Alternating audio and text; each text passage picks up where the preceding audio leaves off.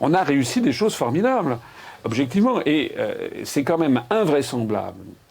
Bon, moi, j'avais un père qui j'étais un peu, je le reconnais, élevé dans la religion d'EDF. Parce que j'avais un père qui travaillait à EDF. Mal, hein. Bon. Mais quand vous voyez qu'on est en train de détruire ce qui était les grands fleurons français, la SNCF. Moi, j'avais un grand-oncle qui travaillait à la Poste. Moi, je me rappelle, j'étais petit. Il m'expliquait comment vraiment ces gens mettaient à l'époque un point d'honneur à ce qu'une lettre postée arrive le lendemain, etc. C'était leur fierté.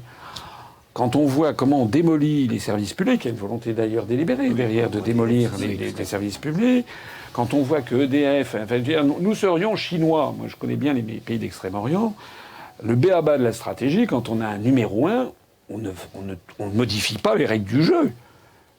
Puisqu'il est le numéro 1 mondial, grâce à EDF, on a eu une industrie électronucléaire extraordinaire. Grâce à la SNCF, on a eu une industrie ferroviaire remarquable.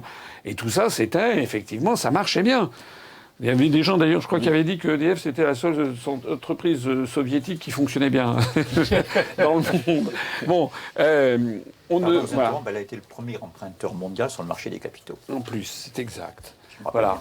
Donc voilà. Donc pour moi, quand on me parle de Marcel Paul, par exemple, ça ne suscite pas des horreurs. Ça, je pense que c'était un... Place Marcel Paul est à 20 mètres. Voilà.